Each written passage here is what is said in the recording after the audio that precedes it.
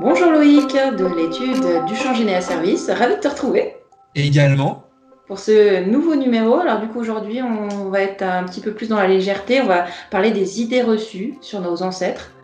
Un sujet exact. Il y a grand à dire. passionnant et étonnant. Donc on va commencer pour un petit vrai faux. Tu vas nous en dire plus, ok? C'est ça. Allez, c'est parti. Alors première question que je vais te poser. Est-ce que nos ancêtres avaient une espérance de vie moins importante que la nôtre? C'est relatif, mais c'est plutôt faux. Puisqu'au final, il faut enlever les guerres qui font mourir des hommes au combat. Il faut enlever les femmes qui meurent en couche. Ouais. Les enfants qui meurent à cause de la mortalité infantile due aux épidémies. Les accidents du travail, parce qu'il n'y avait pas les mêmes normes qu'aujourd'hui.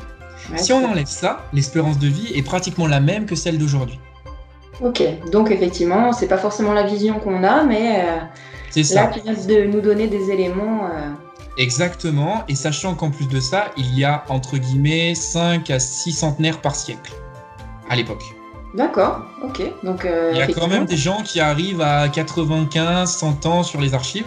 On en retrouve quelques-uns quand on fait des recherches.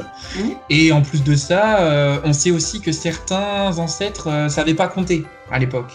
Ouais. Donc c'est surtout l'image physique de la personne.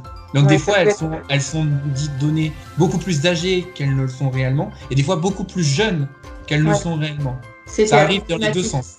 D'accord, ok, Les je choix. comprends. Alors, une autre question pour toi. Là, du coup, on va parler un petit peu de la condition de la femme et de la période de la Révolution. Alors, on aurait tendance à imaginer que les femmes avaient peut-être une vie plus dure ou une place pas forcément plus facile qu'aujourd'hui. Qu'est-ce que tu peux nous... Vrai ou faux? Qu'est-ce que tu peux nous dire là-dessus? C'est tendancieux. Alors en fait, la Ouais. place de la femme sous l'Ancien Régime, elle était quand même beaucoup plus confortable que sous la Révolution. Et ça, D'accord. ça va faire réagir beaucoup de monde. Alors, Mais vas-y, dis-nous en plus. il faut comprendre que les femmes ont eu beaucoup moins de droits sous la Révolution. Et par rapport à ça, bah, forcément, la Révolution, c'est les hommes qui l'ont amenée, c'est surtout les bourgeois. Mhm. Et après, le peuple a suivi. Mais finalement, les femmes, elles n'ont pas eu trop leur mot à dire dans le cadre de la Révolution. D'accord.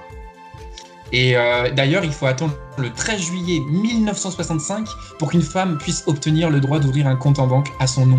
Ouais, c'est très étonnant, effectivement, quand on pense qu'il y a moins d'un siècle que ça, nos C'est ça. grands-mères ou, enfin, voilà, devaient demander la permission à leur mari pour ouvrir un compte en banque. Aujourd'hui, Exactement. ça nous paraît un petit peu surréaliste, quoi, effectivement. Et le droit de vote des femmes, bien évidemment, juste à la fin de la Seconde Guerre mondiale. Ouais, bon, on va clore ce chapitre qui peut faire réagir. On va partir sur une autre question, si tu veux bien. Bien sûr. Autre idée reçue, peut-être, on peut imaginer que les familles qui étaient plutôt paysannes n'ont pas forcément du coup d'ancêtres nobles. Vrai ou faux? Alors, C'est faux. ouais, C'est faux. En fait, chaque famille paysanne peut avoir des racines nobles du fait que il y a eu à un moment donné des mini-révolutions avant la Grande Révolution. Et d'accord. cette mini-révolution peut avoir entraîné des faillites de familles nobles parce qu'ils n'avaient plus d'argent. Et dans ce cas-là, ils donnaient leur fille noble à se marier à un riche laboureur. Bon, certes, c'est pas le petit paysan pauvre du coin, c'est un laboureur donc qui a des terres, qui a des possessions, mais en se mariant avec ce laboureur, elle perd son titre de noblesse et sa descendance devient roturière. D'accord, ce qui effectivement mélange C'est les ça. familles et... D'accord. Exactement. Donc, on peut très bien avoir des ancêtres paysans qui ont une ascendance noble, ce qui est mon cas d'ailleurs. Donc ne pas hésiter à remonter dans sa généalogie Oui, pour à la surtout les femmes. recherche. Surtout les femmes. Tout n'est pas perdu, on peut C'est encore ça. trouver des ancêtres nobles dans C'est nos ça. limites. Et qui c'est c'est ça. un trésor Faut pas caché perdre dans un espoir. château. Si c'est votre objectif de trouver, allez, cherchez, ne perdez pas espoir. Et on a le temps pour une dernière petite question. Alors là, on est toujours sur une idée reçue. Est-ce que nos ancêtres étaient plutôt sédentaires ou est-ce qu'ils bougeaient beaucoup plus, je sais pas, si on se situe 2 ou 3 siècles en arrière?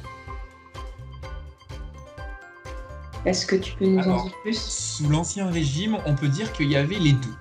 On avait aussi des ancêtres qui étaient nomades. Et contrairement à ce qu'on peut penser, ils n'étaient pas forcément dans une endogamie. Certains ancêtres aimaient bouger, soit parce qu'il y avait la répression, parce qu'ils étaient protestants et dans ce cas-là, ils bougeaient énormément. Donc pour les trouver, c'était très compliqué.